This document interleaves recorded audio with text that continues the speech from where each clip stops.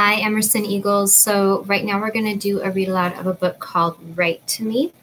Before we start our read aloud, let's just do a quick mood meter check-in again and think about how we're feeling today and where we are on the mood meter. So we remember that as we go up the mood meter, our energy is going up. And as we go across the mood meter this way, our pleasantness is going up. Okay, so if we're feeling in the blue, we might feel things like sad, lonely, disappointed, or maybe bored. In the red would be feelings like angry, frustrated, worried, anxious, or annoyed. In the yellow, we might feel things like excited, playful, cheerful, or surprised. And in the green, we might feel things like calm, relaxed, happy, cozy, or safe. Okay, so just think about where you are on the mood meter right now and how you might be feeling going into our lesson today. We also know since we've been using the mood meter all year, that one of the best parts of the mood meter to be in for learning is in the green. So if you're somewhere other than in the green and you want to try to get yourself into the green, think about what strategies you can use to get yourself there, like taking deep breaths and picturing your best self. Okay, thinking about something that makes you happy so that you can be ready for learning. If you're okay where you are, somewhere else on the mood meter, that's okay too. It's okay to be feeling lonely or disappointed right now since we're not in school. Okay. Also, before we start our read aloud, let's think some more about the things that good readers do and how we can make sure we're doing each of those things while we listen to our story today. So the book we're going to read today is called Write to Me. This book is written by Cynthia Grady and illustrated by Amiko Hirao. I really like this story a lot because it's a true story. It really happened in real life. And it says here, letters from Japanese American children to the librarian they left behind. Okay, so I know some of you guys have been working on letter writing. This is about children your age who are also writing letters in real life to send to a librarian who they know. Okay, so let's read this story and be thinking about all the things that good readers do, like making text-to-self connections.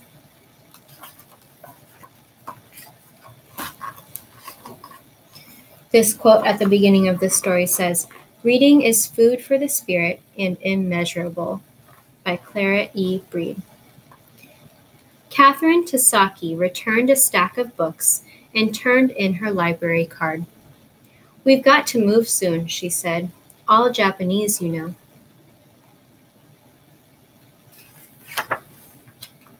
Miss Breed did know. The U.S. government thought Catherine and all people of Japanese heritage living on the West Coast could be dangerous. The West Coast is the part of the United States that we live in. It's Washington, Oregon, and California, so all people on the West Coast. They looked like an enemy of the United States in a complicated war halfway around the world.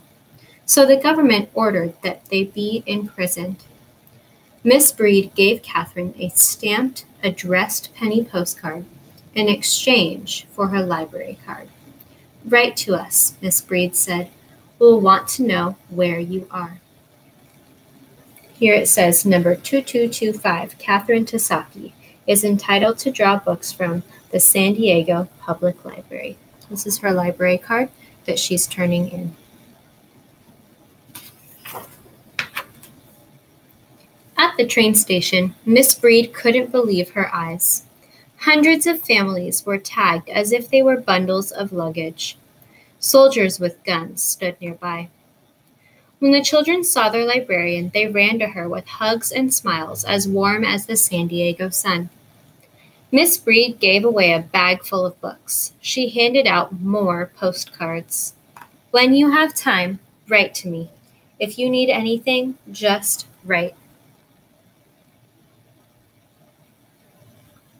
This might be a place where you'd make an inference, because even though the author hasn't said the feelings that they're feeling, I'm betting you guys could guess what feelings these children and this librarian would be having right now. The executive relocation order had come like a tidal wave, sweeping away everybody in the neighborhood. The library was a lonelier place. Then one day, Miss Breed found a penny postcard in her mailbox. Like shells tumbling through the tide, more postcards arrived. This one says, Dear Miss Breed, thanks a million for coming down to the depot where the train left. Margaret Arakawa.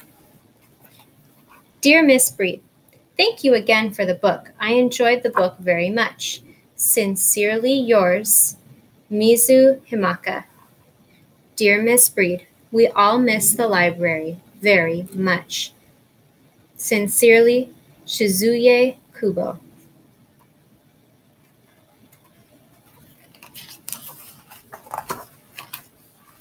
The cards were postmarked from Arcadia, California.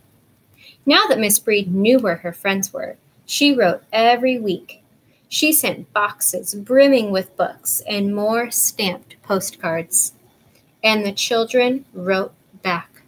So these are even more letters that she's getting back from the children.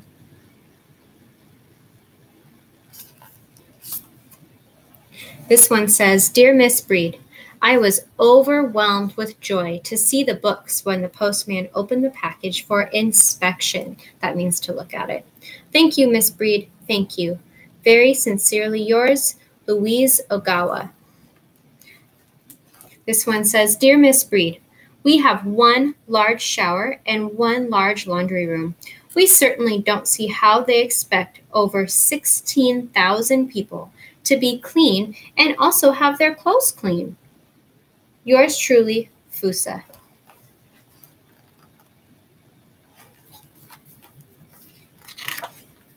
Oh, and this last one says, Dear Miss Breed, we live in a horse stable. Love, Anna. One weekend, Miss Breed boarded a train to Arcadia. The guards didn't let her hug the children or even shake their hands, but they talked, and Miss Breed gave them more books.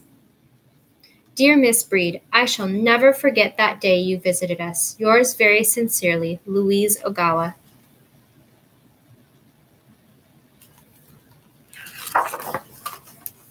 Thousands of people moved to San Diego for wartime jobs. New children trickled into the library. Miss Breed was no longer lonely, but she still missed her old friends. Miss Breed wanted people across the country to know about the treatment of Japanese Americans on the West Coast. She wrote magazine articles. She wrote letters asking for a library and school for the imprisoned children. Miss Breed scoured the newspapers, which means she looked a lot through the newspapers, listened to the radio, and attended rallies to learn about the war.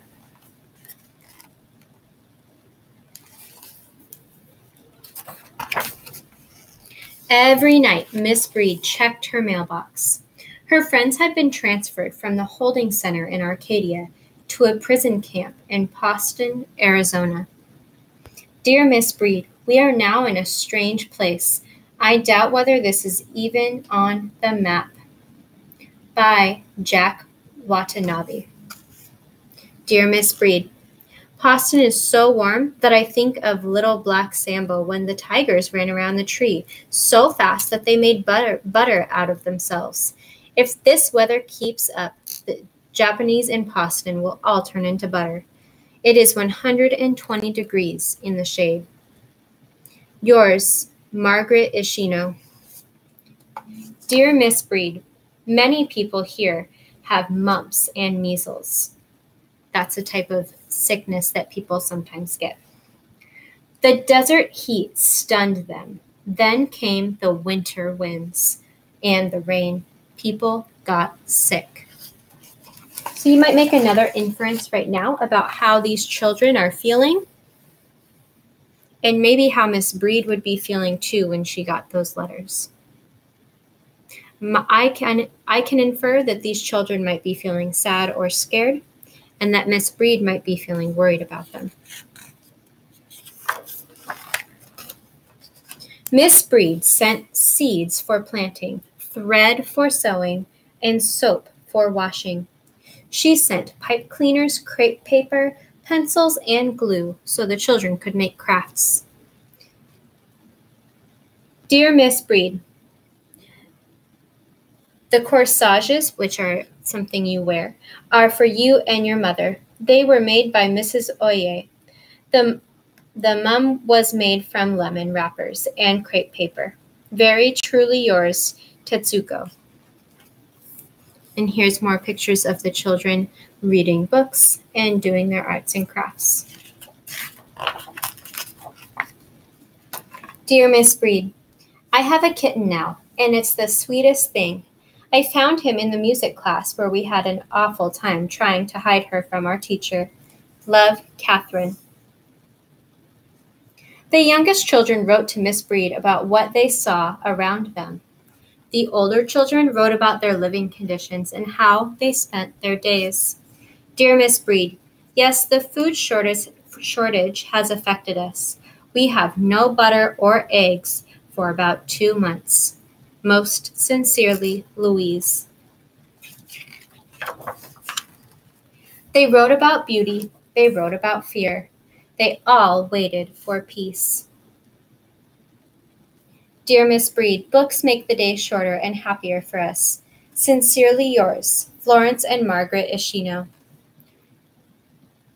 Dear Miss Breed, I received your book the day after I came back from the hospital. It kept me from being lonesome. Truly yours, Elizabeth Kikuchi. Dear Miss Breed, yesterday I finished reading Lost Horizon. I was continually amazed by its similarity to this place called Poston. We really have a feeling of isolation here or being all alone. This book would not have impressed me so strongly if I had read it a few years ago. Always, Fusa. Dear Miss Breed, when peace comes again to this world, I should like very much to see the salmon going upstream. After reading Son of the Smoky Sea, I want to go more than ever. Most sincerely, Margaret Ishino. Finally, the war ended. As the Japanese Americans were released from each prison camp, they had to decide where to go. They no longer had homes or farms. Their shops, restaurants, and other businesses were gone. Some feared that they would not be welcome in their old neighborhoods. Some moved to other parts of the country for a brand new start.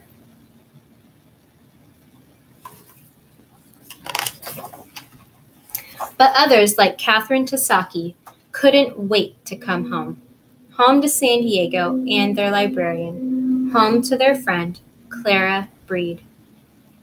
Dear Miss Breed, thank you ever so much for everything. Much love, Catherine.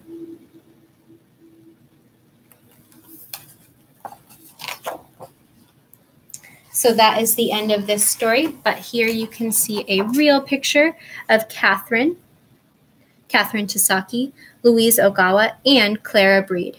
So this is Miss Breed, and these are two of the little girls, all grown up, who were writing letters to her.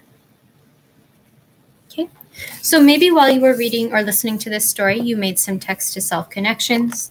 Maybe you made some text-to-text connections. I know that I made some text-to-self connections because in this book, it seemed like a lot of the kids were feeling lonely and like they weren't in the same kind of situation that they had been in before where they could go to school and go to the library. And that feels a lot like right now, where a lot of kids might be feeling kind of lonely and like their lives are changing.